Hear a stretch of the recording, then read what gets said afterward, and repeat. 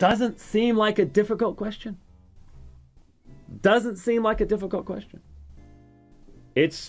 I don't know how any Orthodox Protestant, and I'll be honest, I think there are a lot of even Roman Catholics, especially an Augustinian Roman Catholic, would really stutter a bit trying to say, yeah, by my actions of love, I cause myself to be born from God. At least some would try to say, nah, it's all baptism and blah, blah, blah. But even after that, because we're talking about this ongoing thing, this is the one loving. Why do we love? There is a textual variant there, by the way.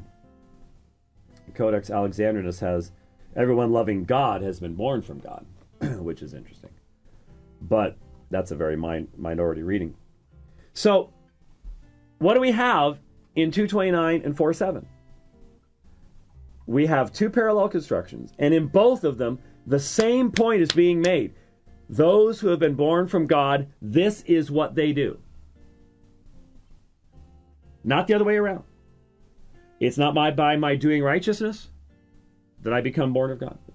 It is not by my loving. But if I've been born of God, this is what's going to be true of me. Right? Okay. So what was the last text that I pointed you to in the search? 1 John 5:1. And here it is again. Pas ha pistuon. Everyone believing. So what have we had? Here's our singular, articular, substantival participle. Everyone believing. Before it was everyone, it was poion, doing, 1 John 2:29. Last one was loving. Now it's believing. Everyone believing that Jesus is the Christ, ek tu theou gegenetai. Direct syntactical parallel to 4:7. And to 229, the only difference between there being, we have ek tu theou, there it was ex autou, by him, but the antecedent was the same. So syntactically, present tense participle, perfect finite verb, same forms, same order, 3 times in the short little book of 1 John. 4 times 2 Peter, we go, hey, that's significant. 3 times in 1 John isn't? Of course it is. Of course it is. But it can't mean that, because if you're believing, if you have this ongoing faith that Jesus is the Christ, that means you've been born of God. Yeah. When the Spirit of God raised you to spiritual life, the new creature naturally believes that Jesus is the Messiah. That's the result of regeneration. It's not what brings regeneration. That's a sovereign act of God.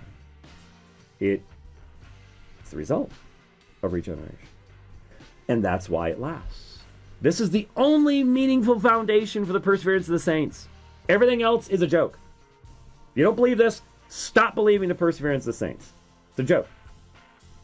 Why can I preach this and Jesus' statement, he who endures to the end shall be saved? You see why a lot of people are afraid of what Jesus said there? Because they think that sounds like works salvation.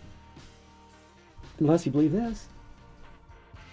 Because you see, what Jesus is saying there is he's not saying, by your enduring you save yourself, but if you believe in him, you will endure. Why? Because it's a divine faith.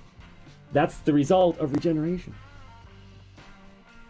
And it also rips any shred of boasting out of my hands.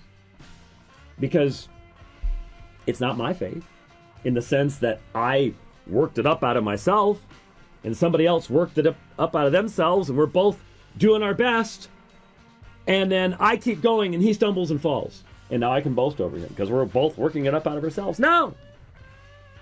I have no ground of boasting. It is by his doing that I am in Christ Jesus. 1 Corinthians chapter 1, verses 30 and 31. See the consistency? See the consistency? Now, what brought all this up is that someone on Twitter kept trying to send me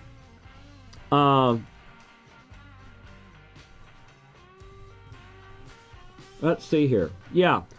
Kept trying to send me some stuff on Twitter and finally worked it out.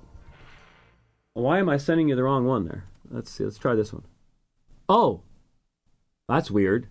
All right, let's try this because I'm trying to send you a different one. And then go back to window. Someday we're going to get something that really, let's see, preview. And now it's only showing me, okay. How about that one? I need that's Brian Mercer. All right, how about that one? That's yay, we got it. Woo, ha, woo, ha. All right. Leighton Flowers is a professor down in Dallas. I debated on Romans 9 last year. And he's been making some comments about 1 John 5. Because obviously, as a synergist, he does not believe that it is the regenerating work of God that results in my faith. Let's look at two things he said, make quick application, and then we'll wrap things up today. In this one, let's blow it up so people can read it. Oh, it went fat. Okay, well, it doesn't matter. To Ron Christensen Jr., Leighton Flowers said, I agree with this quote from an article referenced earlier. 1 John 5:10, this passage has the same construction but clearly puts the participle logically prior to the main verb. The one who does not believe God is not believing, present participle, has made perfect him a liar. 1 John 5:10. The construction is the same, a present participle followed by the main verb in the perfect tense. Obviously, the making a liar of God has made perfect did not precede the not believing. Rather, it is because one is not believing that he has made God out to be a liar. So with the exact same construction we have as in 1 John 5:1 and 2:29, we have the participle present taking logical precedence over the main verb, perfect. So the argument just doesn't hold water. John wasn't giving a theological discourse on the Ordo Salutis. He was giving various markers for identifying those who truly belong to God and are his children. God's children can be identified by their righteous acts and their faith.